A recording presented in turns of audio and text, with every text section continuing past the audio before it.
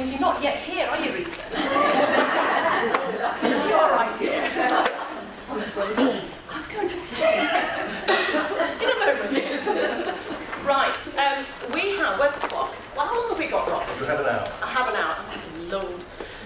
Right, well, you've got some notes. Firstly, I'd just like to reiterate thanks to the sponsors, because these things just don't happen without these guys. And however much I know it's dog chow, I'm sure your dog chow is lovely and gorgeous.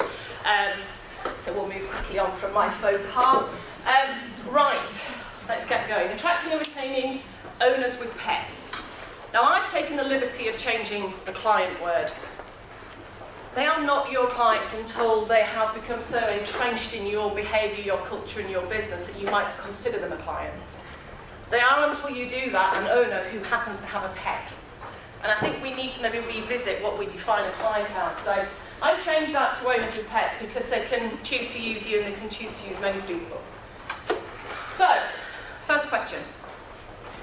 Are owners who buy jumpers for their dogs unhinged, odd, eccentric, perfectly normal? Who thinks they're unhinged? Hands up. Oh, thanks, Ian. Who thinks they're odd? Ooh. Oh, listen, sure. Eccentric? Perfectly normal. Thank you. And keep your hands up. Hands up. 2 hands up. Everyone thinks it's perfect. And then wave. Right, the rest of you are normal. It's okay to buy your dog clothes. That's my dog, Luna. He loves his roll neck sweater, as you can see. He's loving it a lot. He loves his Father Christmas outfit even more. Or his little fleece. And in time for the World Cup, he has got an England shirt with Rooney written on the back, which I'm just, fingers crossed, we may yet get a player fit again. We won't mention football. Rita, can you switch your phone off? Thank you very much. I often ask this question. It's a really good place to start because we, as veterinary professionals, and I still pay my retention fee, so I am an MRCVS still. We often look at people who bring their dogs in with jackets and coats and stuff, and we just go, yeah, right, weird. Actually, they're normal, everyday people, just like me and the vast majority of the people in the room. Of the people who've got clothes for the dogs, again, can you just put your hands back up, just see where those hands were, the number, how many of them, come on, support me on this one. Everyone who's got clothing for their dog, hands up. Right, those of you with clothing for dogs, how many of you are not veterinary surgeons? MRCVS's, make a note.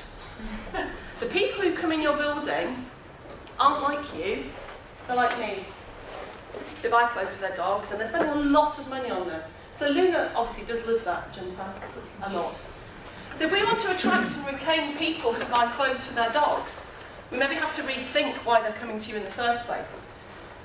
So who are we attracting? Pet owners. First you've got to get them and give them a reason to come back. And today we're going to talk mainly about attracting. Because once they've seen you once, you have to attract them to come back a second time. It's not a done deal. Just, it's gone. It's gone now.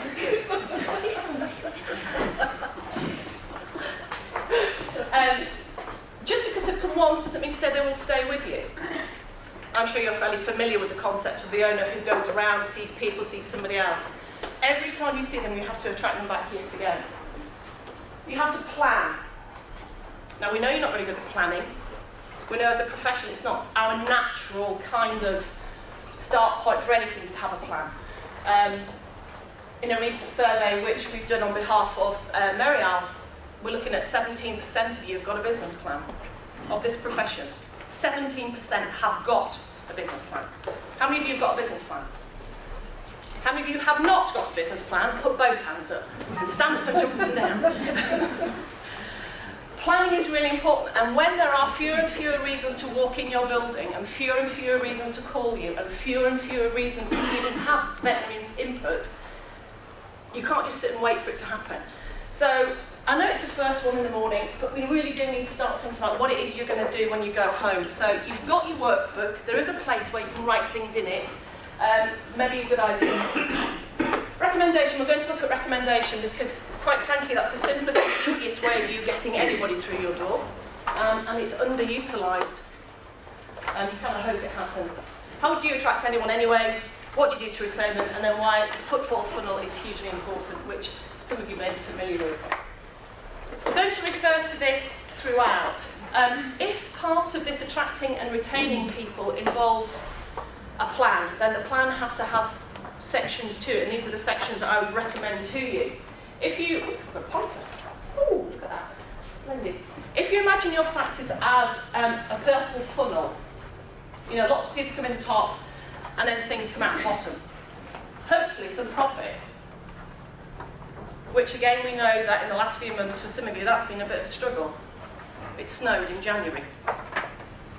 You know, your operating profit in January will have been decimated. There are practices that only had 1 or 2 people walk through the door in a 10-day trading period. You cannot make money in a month like that. It doesn't happen, because you haven't seen anybody. So you have to get them into your practice, then the money comes out the bottom. What happens here is all the clever pricing strategies, operational efficiency strategies. Today we're focusing on how we get them in here at all. So you've got clients you've got, clients you don't yet have. At the end of this session, you will be thinking about the new client as an indicator of the health of your business. Because if we can get enough of these, then everything else will be operating, hopefully, at a level that makes some sense. Because your current clients will have told their friends. So the clients you've already got are telling their friends to come to you. If they won't do that, then that's the easiest way to attract new clients, is to get the ones that like you already to say, oh, why don't you go to my vet?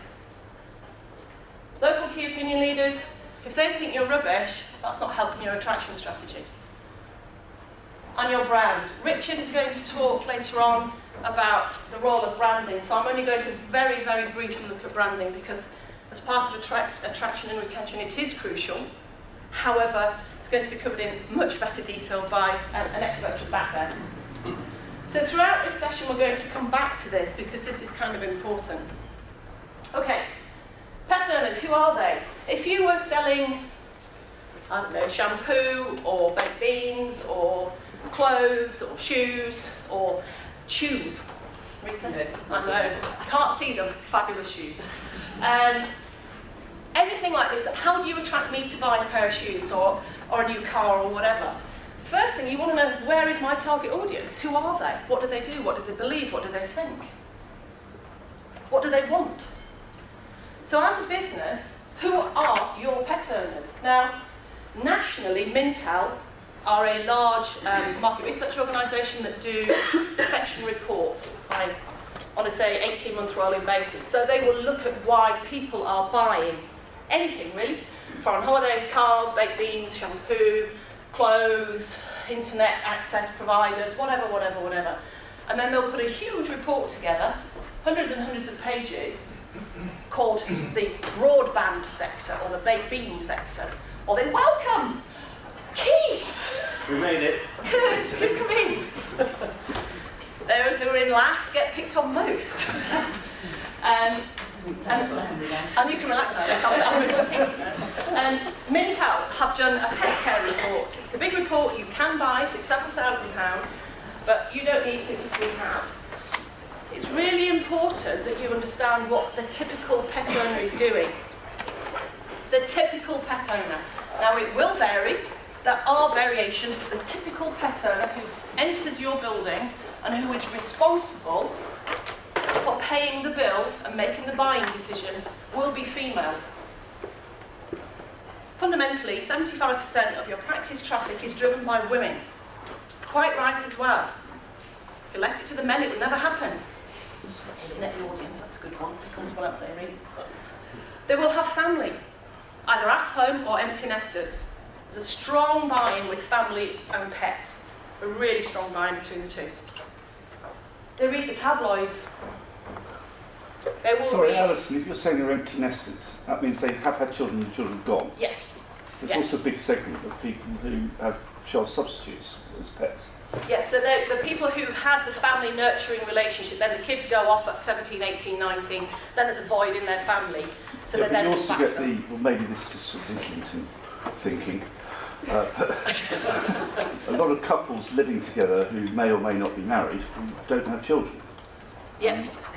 That's a big chunk of the market. It is, but they're not the biggest chunk. They're not as likely to have pets as the people with family or who have had family. When you ask tens of thousands of people and you look at the massive population studies, which is what Mintel do, massive numbers, that you look at where the pet ownership is most likely. It is most likely with people with family or who have recently had family.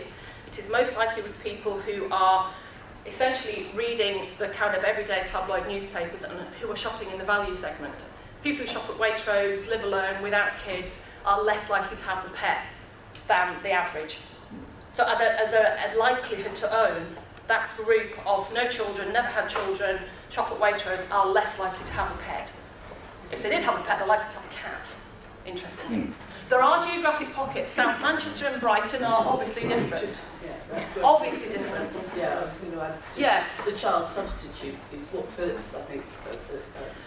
But it's a minority group, though. Yeah, it is. We must have a look in Kent. You may well have a lot in Kent, and there are geographic pockets. The beauty of this data is it's tens of thousands of data points.